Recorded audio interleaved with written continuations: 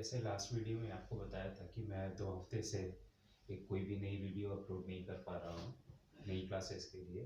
क्योंकि मैं जहाँ पे रहता हूँ वहाँ पर रिनोवेशन का थोड़ा-सा काम चल रहा था। तो इस कारण से मैं कोई भी वीडियो अपलोड नहीं कर पा रहा था। इसके लिए मैंने अपने दूसरे चैनल में बहुत सारी जानकारियाँ जो थे वो मैंने शेयर कर दिया था। और मैं अपने दूसरे चैनल की लिंक जो है वो डिस्क्रिप्शन बॉक्स में शेयर कर दूँगा। तो वहाँ से आप दूसरे चैनल को भी अगर चेक करना चाह रहे हैं तो आप वहाँ पर देख सकते हैं उसके वीडियोज़ को। और हालाँकि मैंने आपको दूसरे चैनल के माध्यम से बताया था कि मैं अभी जो है इस क्लास के दौरान मैं आपको कुछ कंपैरिज़न के बारे में बताऊँगा। जैसे कि कुछ लोग अगर प्रिपरेशन कर रहे हैं फॉरेन एग्ज़ामिनेशन के लिए, तो उसके बारे में मैं आपको बताऊँगा। और साथ ही साथ मैं आपको ये भी बताने चाहूँगा एलिजिबिलिटी क्राइटेरिया के बारे में। तो यहाँ पर मैं उसकी क्लास के ऊपर डिस्कशन कर लूँगा आज। तो यहाँ पर मैं आपको सभी जानकारी आज शेयर कर देता हूँ, तो आप मौजूद रहें।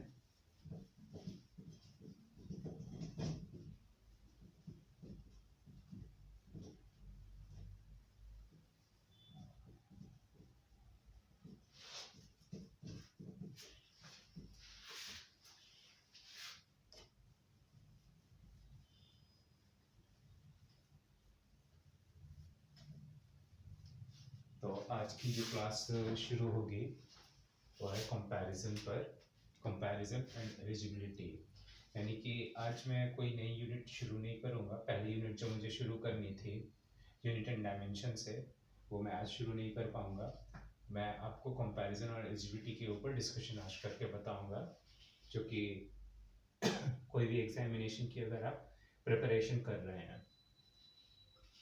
तो आज जो है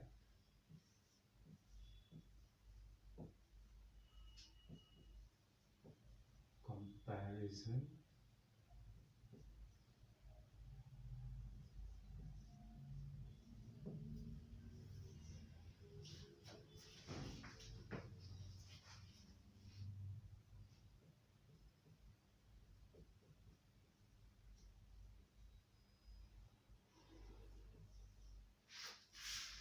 comparison and eligibility.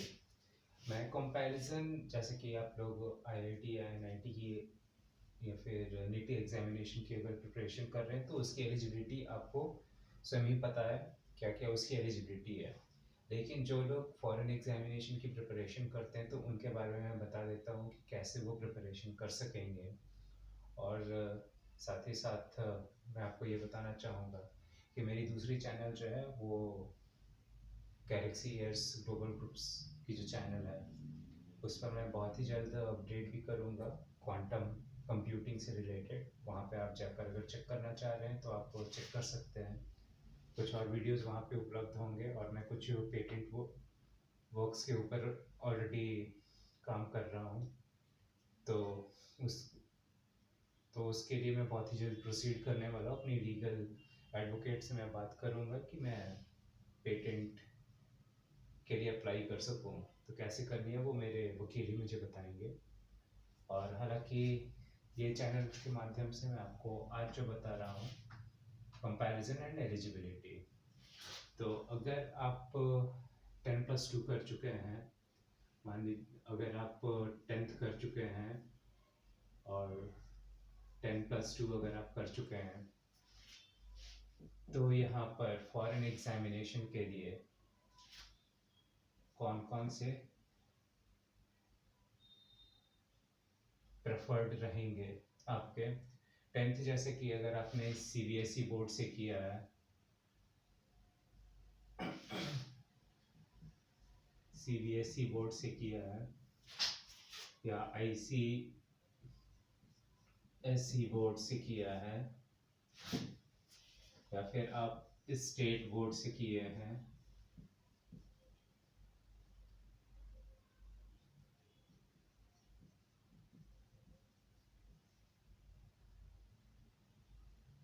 State board से आपने किया है या फिर ओपन स्कूलिंग हो, ओपन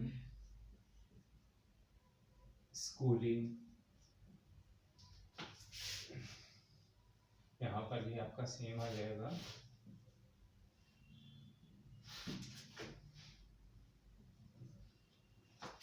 तो यहाँ पर आप फॉरेन एग्जामिनेशन के लिए एप्लीकेबल होंगे या नहीं होंगे वो मैं आपको बता दे रहा हूँ। और या फिर अगर आप 10th के बाद डिप्लोमा, अगर आप डिप्लोमा कर रहे हैं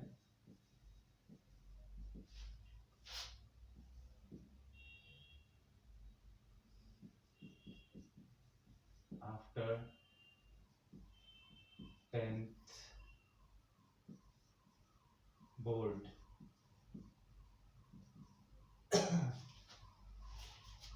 तो आप एलिजिबल होंगे या नहीं होंगे ये भी मैं आपको बता दे रहा हूँ फॉरेन एग्जामिनेशन के लिए।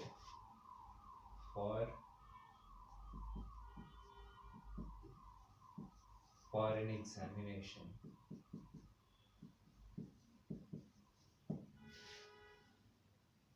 हालांकि मैं ये इसलिए मैं आपको बता रहा हूँ कि कई सारे कैंडिडेट जो होते हैं वो फॉरेन एग्जामिनेशन की प्रिपरेशन कर रहे होते हैं लेकिन उन्हें ज़्यादा जानकारी होती नहीं है, या फिर जो लोग नहीं जानते हैं वो सोच रहे हैं कि आईआईटी में ना पढ़ के वो फॉरेन कंट्रीज़ में जाएं और वहाँ से जा कर के वो प्रिपरेशन शुरू करें। तो यहाँ पर अगर आप कर रहे हैं तो सीबीएसई बोर्ड से आप बिल्कुल आप एप्लीकेबल हैं, एप्लीकेबल आप रहेंगे हर हालत में। आईसीएसई बोर्ड से भी अगर आप कर रहे हैं तो भी आप एप्लीकेबल रहेंगे। स्टेट बोर्ड के बारे में ज़्यादा जानकारी नहीं है क्योंकि यहाँ पे फॉरेन एग्जामिनेशन जो होती है, फॉरेन कंट्री की एग्जामिनेशन, फॉरेन कंट्री में अगर आप लेना चाह रहे हैं एडमिशन तो उनकी फर्स्ट प्रायोरिटी जो होती है वो सीबीएसई और आईसीएसई यानी कि वो नेशनल बोर्ड्स को ही ज़्यादा प्रेफरेंस देते हैं। तो इनकी प्रेफरेंसेस जो होती है फॉरेन यूनिवर्सिटी की,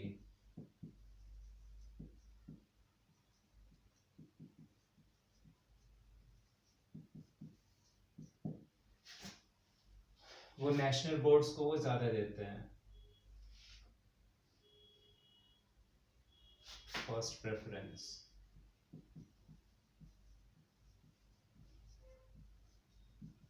फर्स्ट प्रेफरेंस वो लोग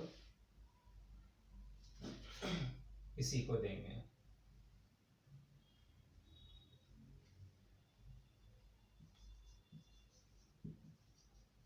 नेशनल बोर्ड्स, नेशनल बोर्ड्स को ज़्यादा फर्स्ट प्रेफरेंस देते हैं, जैसे कि सीबीएसई एंड आईसीएसई, इन दोनों को फर्स्ट प्रेफरेंस दिया जाएगा। अगर कोई ओपन स्कूल से अगर पढ़ाई कर रहा है तो वो नॉट एप्लीकेबल रहता है। ओपन स्कूलिंग का फॉरेन यूनिवर्सिटी में कोई भी वैल्यू वो लोग नहीं देते हैं, ये बात फैक्ट है। भले ये कई लोगों को यहाँ पर बुरा लग सकता है लेकिन ये फैक्ट बात है कि ओपन स्कूलिंग से अगर आप 10th या 12th अगर आप कर रहे हैं तो आप एप्लीकेबल नहीं है फॉरेन एग्जामिनेशन देने के लिए और आप फॉरेन यूनिवर्सिटी में एप्लीकेशन अप्लाई करने के लिए। तो अगर आप कर रहे हैं तो आप सीबीएसई या आईसीएसई बोर्ड से ही आप प्रोसीड कीजिए। और फॉरेन यूनिवर्सिटी की फर्स्ट प्रेफरेंस नेशनल बोर्ड से होती है, सीबीएसई और आईसीएसई। इसके अलावा कई लोग प्रेफरेंस देते हैं जैसे कि इंटरनेशनल बोर्ड्स हो जाती है तो आईबी, आईबी जो होती है, आईबी से अगर कोई पढ़ाई करते हैं तो उन्हें नेशनल बोर्ड से ज़्यादा प्रेफरेंस दिया जाता है, मोर प्रेफरेंसेस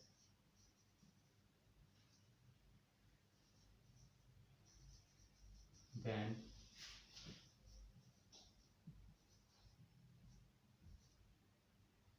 नेशनल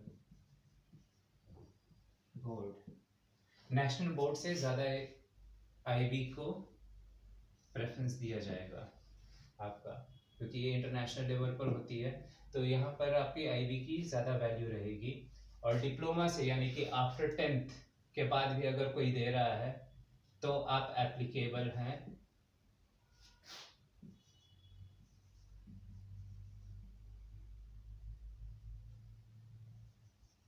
आप एप्लीकेबल हैं आफ्टर 10th। और बीटेक भी अगर कर लिया, बीटेक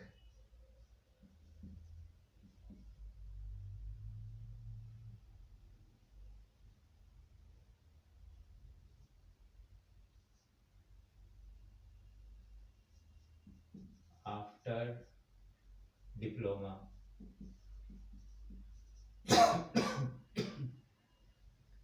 तब भी आप एप्लीकेबल रहेंगे। आप हर हालत में एप्लीकेबल रहेंगे अगर आप डिप्लोमा भी अगर कर लेते हैं आफ्टर 10th। बीटेक के बाद, बीटेक अगर आपने डिप्लोमा से भी कर लिया है तो भी आप एप्लीकेबल रहेंगे फॉरेन एग्जाम्स के लिए।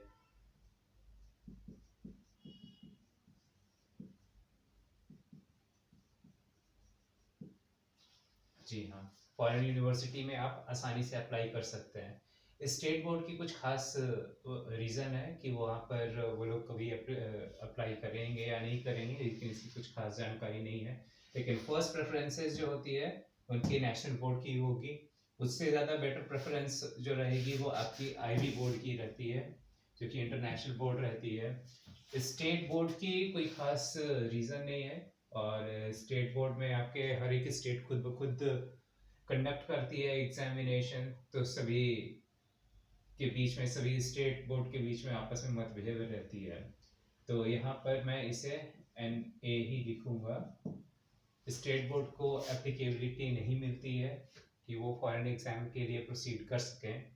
हालांकि लोग चेक करना चाहते हैं तो ज़्यादा बेटर तरीके से पता कर लें, लेकिन स्टेट बोर्ड के लिए मैं 100% श्योरिटी नहीं दूंगा।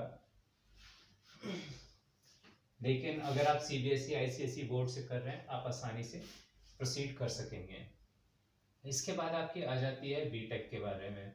अगर डिप्लोमा अगर कोई कर लेते हैं और उसके बाद बीटेक करते हैं, वे लोग भी एप्लीकेबल हैं यहाँ पर।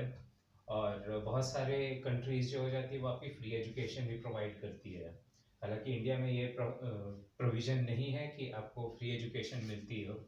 जैसे कि आपकी जर्मनी कंट्री है, वो आपके फ्री में एजुकेशन देती है। यूनिवर्सिटी लेवल में आपके 100% फ्री एजुकेशन है। और मेरे भी कई सारे मित्र गए भी हैं, मुझे पता भी चला है कि वो यूनिवर्सिटी जर्मनी से पढ़ाई कर रहे हैं, मास्टर्स कर रहे हैं, या फिर आपके बैचलर्स डिग्री आपको लेने प्रोसीड कर रहे हैं, तो भी वो काफ़ी आसानी से प्रोसीड कर रहे हैं वहाँ पर फ्री एजुकेशन। हालांकि इंडिया में ये नहीं है संभव। यहाँ पर आपके बहुत सारे रीज़न आ जाते हैं, जैसे कि सरकार को वोट लेनी होती है तो यहाँ पे आपके रिजर्वेशन कोटा आपके बनाए हुए हैं। रिजर्वेशन कोटा यहाँ पर क्लियरली नज़र आता है कि वो जो बना के रखे हैं वो अपने वोट लेने के लिए ही बनाए हैं। और एजुकेशन लेवल पर तो थोड़ी सी भी सुधार नहीं है भारत के अंदर। तो यहाँ पर अगर जो प्रिपरेशन कर रहे हैं इस पे आप प्रोसीड कर लें। और हालांकि मैं आपको ये बता देता हूँ कि नेक्स्ट वीडियो मैं बहुत ही जल्द अपलोड भी करूँगा। हालांकि जो भी वक्त लगा है वो बहुत ज़्यादा वक्त लग गया क्योंकि रेनोवेशन चल रही थी। तो ये सभी जानकारी तो मैंने आपको शेयर कर दिया है, और भी अगर आपको कुछ और जानकारी की आवश्यकता होगी तो मैं ज़रूर बता दूंगा।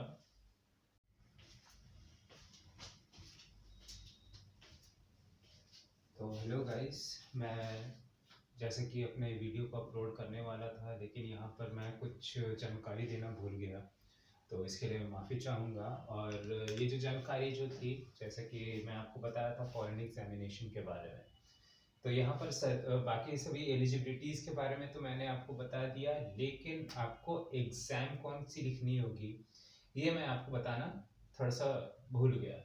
तो यहाँ पर सबसे पहले कौन से आप एग्जामिनेशन दे सकते हैं वो मैं आपको बता देता हूँ। जैसे कि अगर आप आफ्टर 10th, सॉरी, अगर आप ग्रेजुएटेड हैं, पहला यहाँ पर ग्रेजुएटेड हैं,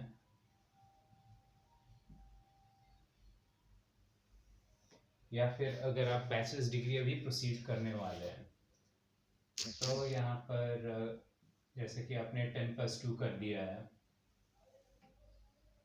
ग्रेजुएटेड हैं, या फिर आप उससे ज़्यादा भी हैं, जैसे कि अगर आपने मास्टर्स कंप्लीट कर लिया, अगर आप पीएचडी के लिए प्रोसीड कर रहे हैं, एंड मास्टर्स,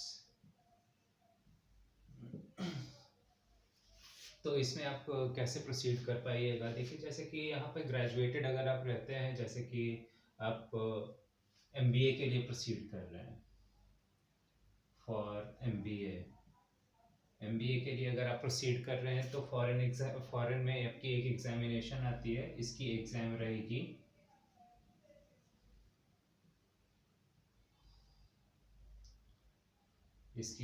रहेगी आपकी जी मैट। जी मैट आप एग्जामिनेशन दे सकते हैं। अगर आपने बैचलर्स ले लिया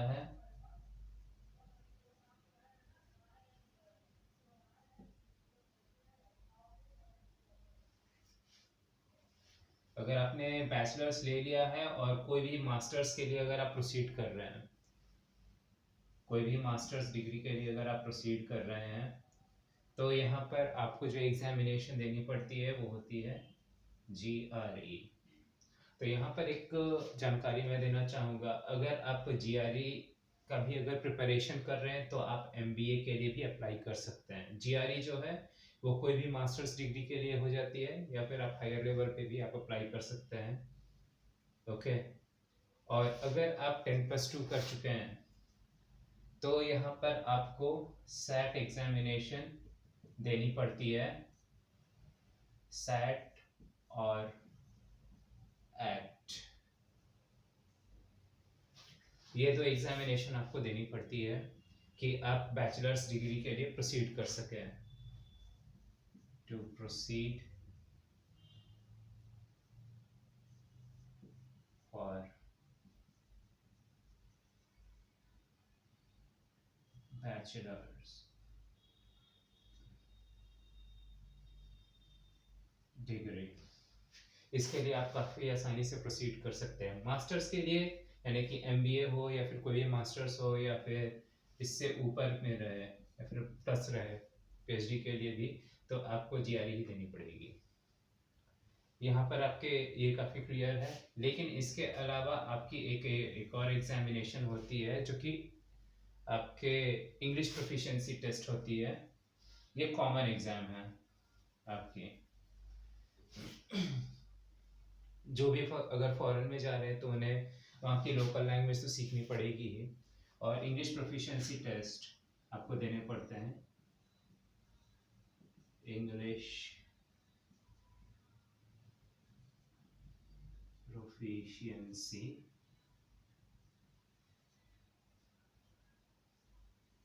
टेस्ट,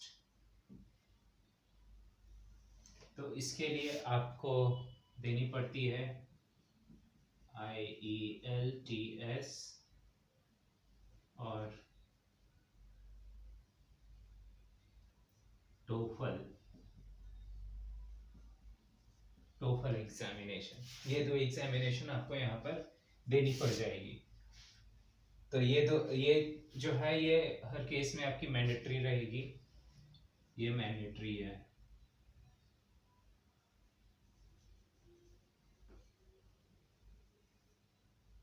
ये मैंडेटरी होती है। अगर कोई प्रिपरेशन करना चाह रहा है, तो काफ़ी आसानी से वो प्रोसीड कर सकेगा। और तो और, जैसा कि मैं आपको,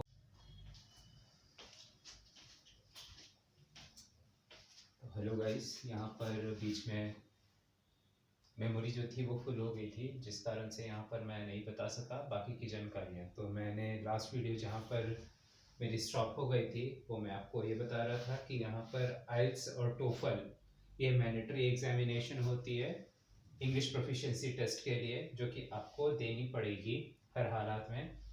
और उसके बाद आप आसानी से प्रोसीड कर सकेंगे फॉरेन एग्जामिनेशन के लिए।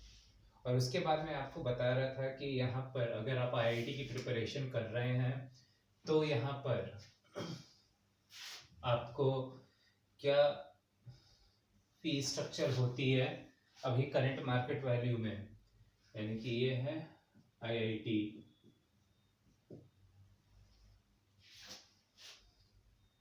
और नीट के लिए। और यहाँ पर जो मैंने आपको बताया है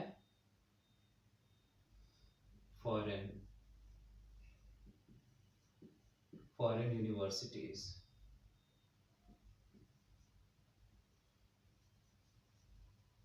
कंट्रीज,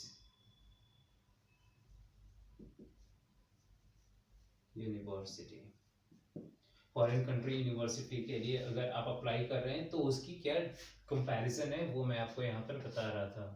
तो देखिए जैसे कि यहाँ पर मैंने आपको साफ बताया था कि जब मैं पढ़ाई कर रहा था मैंने नेशनल अवॉर्डेड टीचर से भी पढ़ाई किया है, तो वो जब मुझे पढ़ा रहे थे तो फिजिक्स में वो मैक्सिमम चार्ज उस समय लेते थे 14,000। तो अभी तक में भी अगर आपकी रही होगी तो मैक्सिमम वो 18,000 तक की होगी या फिर 20,000 तक के वो प्रोसीड कर सकते हैं। फिजिक्स में आपके दो पार्ट आते हैं, पार्ट 1 और पार्ट 2। तो करंट वैल्यू जो रहेगी वो आपकी 18 to 20,000 के बीच में रहेगी सिर्फ फिजिक्स के लिए। मैथमेटिक्स में आप मैथमेटिक्स हो या फिर बायोलॉजी हो तो उसकी करंट वैल्यू आपकी मैक्सिमम 15,000 तक की हो सकती है। उसके बाद फिर अगर आप प्रोसीड करते हैं केमिस्ट्री में, तो केमिस्ट्री में 3 पार्ट आते हैं और 3 पार्ट में डिवाइड हो जाने के कारण केमिस्ट्री काफ़ी छोटी हो भी जाती है आपकी।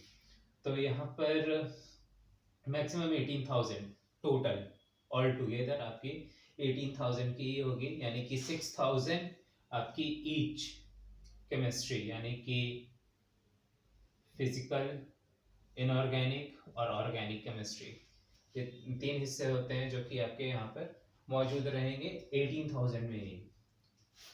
ये मैं आपको बता रहा हूँ ऑफलाइन के बारे में ही सिर्फ, ये आपकी कोई ऑनलाइन के लिए नहीं है, ये ऑफलाइन के लिए। अगर ऑनलाइन में अगर आप चाहते हैं तो भी यहाँ पर आपको सेमी रिकॉर्डेड वीडियोस भी अगर आपको मिलती है तो आपको मिलती भी है। हालांकि ऑनलाइन में भी आपके बहुत सारे आपके रहे हैं, जैसे कि अनअकैडमी थी, बायजूस है, फिजिक्स वाला है, ये सब ये आपके ऑनलाइन रहे हैं। तो उनकी फीस स्ट्रक्चर हो या फिर आकाश, फिरजी या फिर कोटा में कहीं पर भी आप जाइएगा तो उनकी मिनिमम फीस जो होती है आपकी सिर्फ प्रिपरेशन कराने के लिए, यहाँ पे सिर्फ 1 लाख रुपीस तक की वो चार्ज करते हैं। आईआईटी हो, एनआईटी हो या फिर और भी कोई एग्जामिनेशन रहे। तो यहाँ पर आप साफ देख लीजिए कि आपके यहाँ पर मैं मैक्सिमम आपको अगर बता रहा हूँ तो 53,000 तक के लिए ही मैं आपको यहाँ पे सिर्फ बता रहा हूँ।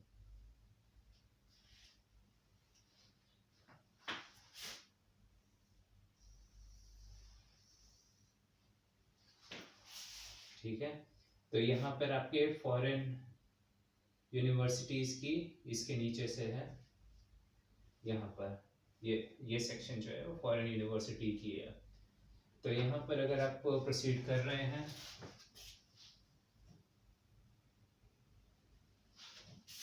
फॉरेन यूनिवर्सिटी के लिए, अगर आप प्रोसीड करते हैं तो यहाँ पर आपको कौन कौन से एग्जामिनेशन देने पड़ेंगे वो तो मैंने आपको बता दिया है।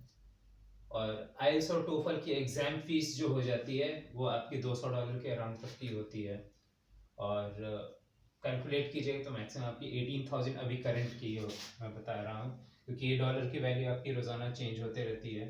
तो ये आपके करंट होगी। सैट और एक्ट के लिए भी अगर आप चाहिएगा तो उसके लिए भी आपके मैक्स $200 की ही होगी, 18,000 करंट।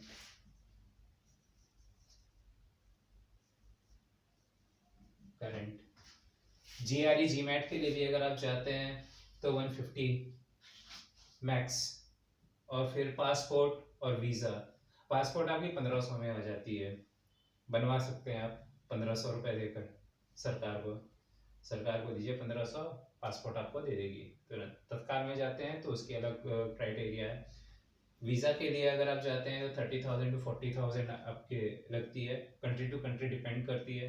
और मैक्सिमम आपके यूएस और यूके के लिए ये लोग जाते हैं तो वहाँ पर 30 to 40,000, हालांकि ये चेंज होते रहती है। स्टूडेंट वीज़ा भी, ये स्टूडेंट वीज़ा के लिए है, स्टूडेंट वीज़ा। तो ये आपके टोटल हो जाती है। अगर मैं इसे कैलकुलेट भी अगर करने बैठूं तो शायद मैं कैलकुलेटर कहीं और रख दिया हूं।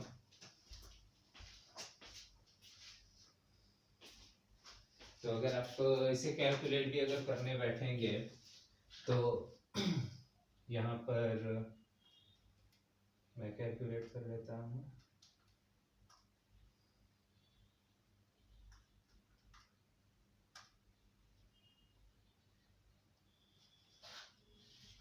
ज़्यादा ज़्यादा ये आपकी आएगी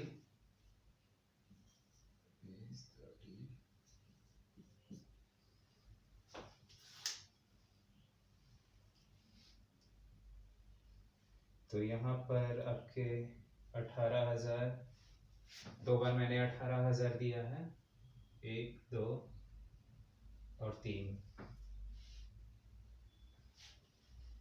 नहीं, ये आपके बैचलर्स के लिए होती है। ये है बैचलर के लिए, ये होती है मास्टर्स के लिए, ठीक है। तो इन दोनों में से जो भी आपको प्रिपरेशन करनी होगी उसके बारे में मैं आपको बताऊंगा। तो टोफल और आइल्स और आपके यूनिवर्सिटी की फीस, फिर आपके पासपोर्ट की चार्जेस, और मैक्सिमम है 40,000 वीज़ा मैं मान लेता हूँ। टोटल जो आपकी कॉस्ट आएगी यहाँ पर 91,000 ओनली।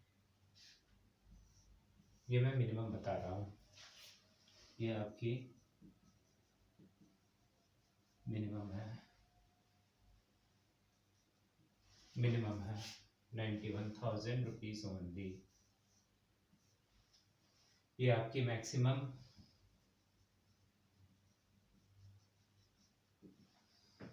मैक्सिमम अब आपके ऊपर डिपेंड करता है कि आप प्रिपरेशन जो है, यानी कि आप इन सब एग्जामिनेशन की प्रिपरेशन भी अगर आप करते हैं तो आपकी कितने तक की होगी, यानी कि प्रिपरेशन की कॉस्ट डिपेंड करता है। आप आईएलटीएस की कर रहे हैं, टोफल के कर रहे हैं, तो कॉम्बोज में अगर आप जाते हैं किसी भी और कहीं से भी तो कॉम्बो में ही चाहिएगा। कभी अगर प्रिपरेशन कर रहे हैं फॉरेन के लिए तो कॉम्बो में ही चाहिए, जैसे कि आप जीआरई,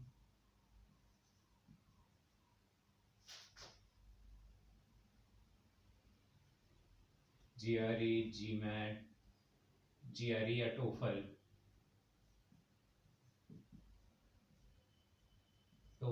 और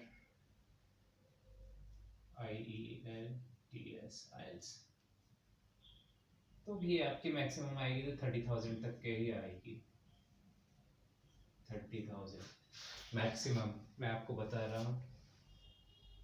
और यही अगर आप कॉम्बो अगर मास्टर्स के लिए अगर कर रहे हैं जीआरई और जीमैट, कॉम्बो अगर आप बैचलर्स के लिए अगर कर रहे हैं यहाँ पर सेट और एफ्ट एग्जाम के लिए, और यहाँ पर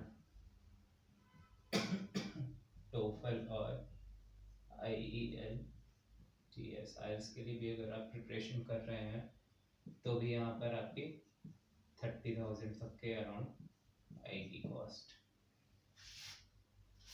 तो यहाँ पे 30,000 और प्लस 91,000, ये आपके टोटल भी अगर आएगी तो आपके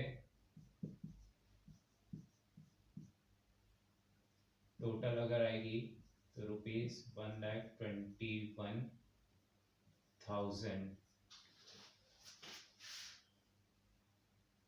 रुपीज मिनिमम, ये आपकी मिनिमम होगी। हालांकि आपकी मैक्सिमम ज़्यादा अगर होगी भी और मैक्सिमम भी अगर रही तो यहाँ पर मैक्सिमम अगर हुई तो ₹1,50,000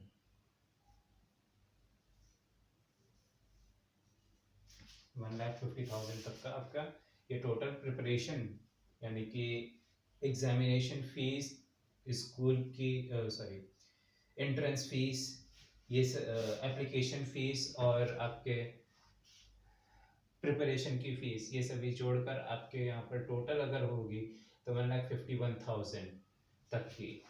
यहाँ पर तो आपकी मिनिमम शुरुआत ही कर रहे हैं अनअकैडमी, बायजूस और फिजिक्स वाला, और जितने भी आपके हो जाते हैं कोटा के या आकाश या फिर जो भी हैं आपके, ये सभी आपके स्कैमस्टर हों या फिर चीटर हों, जो भी रहें, मुझे कुछ फ़र्क नहीं पड़ता है। भले ही वो इस वीडियो के बाद जो भी करें, मैं एक दमड़ी वैल्यू नहीं दूंगा उन्हें। और उनकी मिनिमम फीस जो होती है वो 1 लाख से शुरू होती है, जबकि मैंने आपको बताया कि डिफरेंस जो होती है सिर्फ यहाँ पर मैंने जो कैलकुलेट करके बताया यहाँ पर कि अगर आप पॉपुलर टीचर से भी अगर आप पढ़ाई कर रहे हैं तो यहाँ पे 53,000 तक की मैक्सिमम आपकी होगी, और यहाँ पे 47,000 तक का डिफरेंस सिर्फ आ रहा है उनकी फीस, उनकी मिनिमम फीस, और यहाँ पे मैक्सिमम के बीच की डिफरेंस है सिर्फ 47,000 रुपीज़। और यहाँ पर अगर आप फॉरेन एग्जामिनेशन की अगर आप सिर्फ तैयारी कर रहे हैं तो यहाँ पर टोटल और मैक्सिमम आपकी आ रही है 1,50,000 तक के, और 1,21,000 तक की आपकी मिनिमम और मैक्सिमम के रेंज के बारे में मैं आपको बता दिया। तो ये आपके टोटल मैं आपको बता दिया कि कितने बड़े स्कैमस्टर्स हैं ये आपके अनअकैडमी, बायजूस, फिजिक्स वाला या फिर जो भी आप कह रहे हैं, ये सिर्फ नए यंग जनरेशन्स को चीट करते हैं और कुछ नहीं करते हैं। और रहा बात यहाँ पे फ्री एजुकेशन की, तो फ्री एजुकेशन भारत में तो कभी लागू होगी नहीं। हालांकि यहाँ पे जब एक नौटंकी वाली यानी कि स्मृति ईरानी जब तक बैठी हुई है, वो कभी कुछ नहीं होगा। वो खुद ही पढ़ी लिखी नहीं है उतनी कि वो कुछ कर भी सके। फ्री एजुकेशन इंडिया में नहीं आएगा, बस रिजर्वेशन कोटा यहाँ पे आपके बनेंगे और उस पर वोट्स आएंगे, आपस में लड़वाएंगे, यही चलता है। फ्री एजुकेशन जो कंट्री अगर प्रोवाइड करती है तो वो काफ़ी आगे है, और असल मायने में वो आगे है बहुत ज़्यादा। अगर फ्री एजुकेशन भारत में लागू हो जाए तो यहाँ पे रिजर्वेशन कोटा कभी लागू होगा ही नहीं, और साथ ही साथ जो मेरिट ग्राउंड पे रहेंगे वही सिर्फ आगे बढ़ सकेंगे। ये एक फैक्ट बात है, वहीं भले ही कई लोगों को यहाँ पे बुरा लगे, लेकिन ये एक फैक्ट है और एक बिटर ट्रूथ जो कहा जाए वही है।